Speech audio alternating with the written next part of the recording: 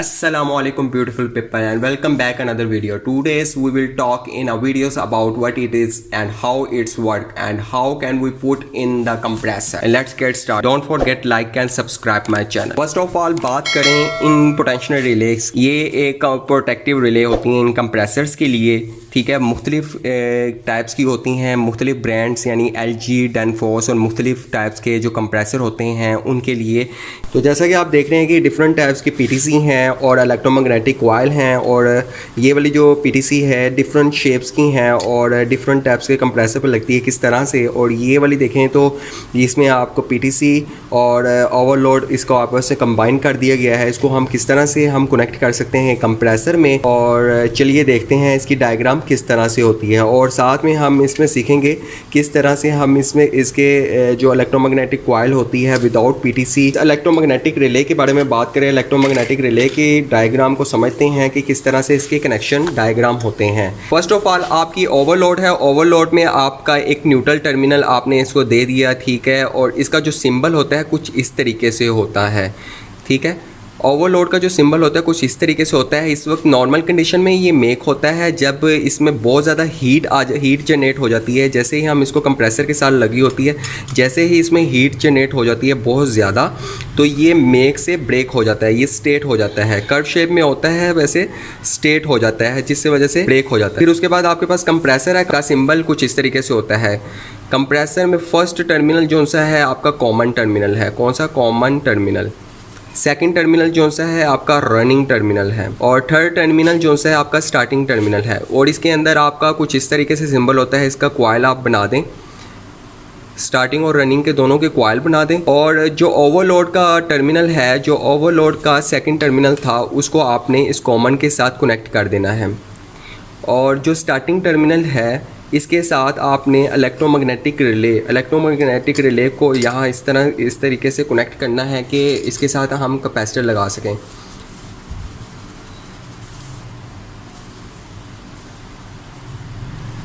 तो अब इसके जो इलेक्ट्रोमैग्नेटिक रिले होती है, इलेक्ट्रोमैग्नेटिक रिले का सिंबल कुछ इस तरीके से होता है। एक कॉइल होती है, कॉइल, और इसके अंदर एक आयरन बार होता है, और इसके अंदर दो मेक और नॉर्मली ओपन स्विच होते हैं जो मेक और ब्रेक होते हैं, ठीक है। आपका जो S टर्मिनल है, आपका S टर्मिनल इस के पॉइंट नंबर 1 में लग जाना है, और पॉइंट नंबर 2 जो सा है आपका कैपेसिटर को लग जाएगा। ये आपका कैपेसिटर का एक वायर जो सा है इस पॉइंट नंबर 2 के साथ कनेक्ट हो जाएगा, और इस कैपेसिटर के पॉइंट नंबर 2 को कॉइल के पॉइंट नंबर 1 के साथ कनेक्ट कर देना है, और इस कॉइल के पॉइंट नंबर 2 को इस रनिंग के साथ कनेक्ट कर देना है। कुछ इस तरीके से इसकी डायग्राम बनेगी। और इस कॉइल का जो नाम है ये है इलेक्ट्रोमैग्नेटिक रिले। तो इस तरीके से जो आपका कैपेसिटर होता है, कैपेसिटर और इलेक्ट्रोमैग्नेटिक कॉइल और ओवरलोड को हम एक कंप्रेसर के साथ कनेक्ट कर सकते हैं। तो इलेक्ट्रोमैग्नेटिक का इंटरनल व्यू देखते हैं कि इसका इंटरनल व्यू कैसा होता है और ये कैसे काम करती है। जैसे कि आप देख रहे हैं कि इसके कुछ दो स्क्रू हैं।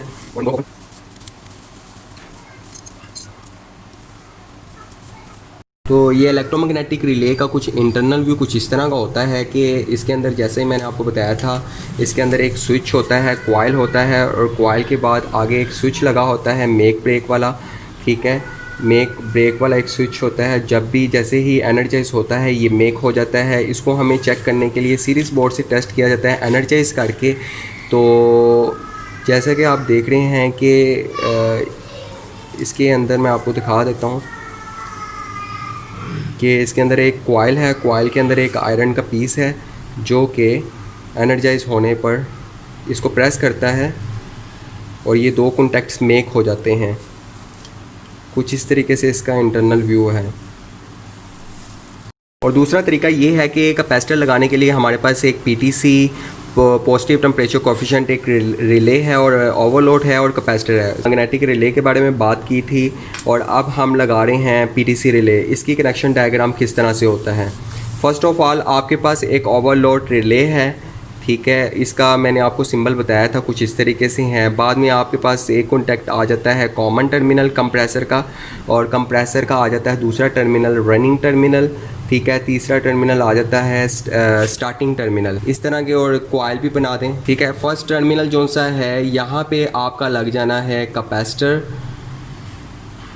कैपेसिटर की एक वायर जो सी है, एक वायर आपके इस टर्मिनल में लग गई। दूसरे कैपेसिटर की टर्मिनल को हमने पीटीसी जो सा है हमारे पास पीटीसी पॉजिटिव टेम्परेचर कोफिशिएंट है, उसके साथ हमने कनेक्ट कर देनी है, ठीक है। उसका सिंबल कुछ इस तरीके से होता है, रेजिस्टेंस टाइप होता है और कुछ इस तरीके से होता है, और इसके साथ हम कनेक्ट कर देते हैं सीरीज़ में, और यहाँ पे हम दे देते हैं न्यूट्रल, और यहाँ पे हम फेज़ वायर कनेक्ट कर देते हैं, ठीक है। हमारा ये पाथ मुकम्मल हो जाता है। इस तरह से हम यहाँ इसमें कैपेसिटर लगा सकते हैं।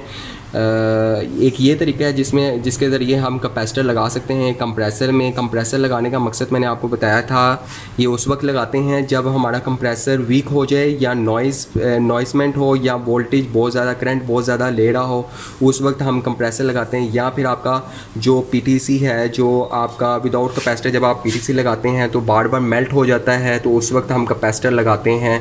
और तीसरा जो है ना, पोटेंशियल रिले के ज़रिए हम सीखते हैं किस तरह से हम अपने कंप्रेसर को कनेक्शन कर सकते हैं। क्यों ना कि ये तीन डायग्राम जो सी है ना मोस्ट कॉमन होती है। तीनों डायग्राम्स किसी कंप्रेसर में करंट रिले लगी होती है, जाहिर सी बात है उसमें कैपेसिटर लगाना है। किसी में पोटेंशियल रिले होती है, उसमें कैपेसिटर लगाना है। किसी में पीटीसी रिले होती है, उसमें कैपेसिटर लगाना है। तीनों ही तरीके मैंने बता दी हैं आपको। और तीसरा तरीका ये है पोटेंशियल रिले के ज़रिए हम किस तरह से कैपेसिटर लगा सकते हैं। इसके बाद हमारे पास एक पोटेंशियल रिले है, और एक हमारे पास ओवरलोड है, और एक हमारे पास कैपेसिटर है। पोटेंशियल रिले के ज़रिए किस तरह से हम इसके कनेक्शन कर सकते हैं, आइए देखिए। सबसे पहले जैसे हमने पहले ओवरलोड लगाया, ओवरलोड लगाने के बाद हमने कंप्रेसर लगाया। कंप्रेसर का सिंबल कुछ इस तरह से होता है, मैंने आपको बताया था, ठीक है। उसके बाद आपने पोटेंशियल रिले का सिंबल बना लें। पोटेंशियल रिले का जो सिंबल होता है कुछ इस तरीके से होता है। नॉर्मल कंडीशन में वो एक नॉर्मली क्लॉज की शेप में होता है। जैसे ही वो रनिंग से स्टार्टिंग से रनिंग की तरफ जाता है तो ओपन हो जाता है, और स्टार्ट करने के बाद ये ऑफ हो जाता है। तो इसका सिंबल कुछ इस तरीके से होता है, और इसमें एक कॉइल लगा होता है, और इस कॉइल के फर्स्ट टर्मिनल को इस टर्मिनल को इसके स्टार्टिंग के साथ, और इसके सेकंड टर्मिनल को कैपेसिटर के साथ जोड़ दिया जाता है, और इसको हम दे देते हैं फेज़, और इसके कैपेसिटर के एक वायर को इसकी रनिंग के साथ जोड़ देते हैं, और ये स्टार्टिंग के साथ जुड़ गया। और इस जो पोटेंशियल रिले है, पोटेंशियल रिले का एक जो वायर है वो हमने जोड़ देना है इस स्टार्टिंग के साथ, और इसके जो इसका जो दूसरा कॉइल का दूसरा टर्मिनल है उसको हमने कनेक्ट कर देना है कॉमन के साथ, ठीक है। कुछ इस तरह से इसकी पोटेंशियल रिले की हम कनेक्शन करते हैं, कैपेसिटर लगा सकते हैं, और ये है इसकी कनेक्शन डायग्राम जो कि आप कर सकते हैं। तीनों मैंने आपको डायग्राम बता दी है कि करंट रिले के ज़रिए किस तरह से आप कैपेसिटर लगा सकते हैं, पोटेंशियल रिले के ज़रिए किस तरह से कैपेसिटर लगा सकते हैं, और पीटीसी रिले के ज़रिए किस तरह से आप कैपेसिटर लगा सकते हैं कंप्रेसर में। तो आई होप कि आपको मेरी वीडियो से बहुत फ़ायदा हुआ हो। अगर आपको अच्छी लगी तो प्लीज़ लाइक कर दें, शेयर कर दें, कमेंट कर दें। अल्लाह हाफिज़।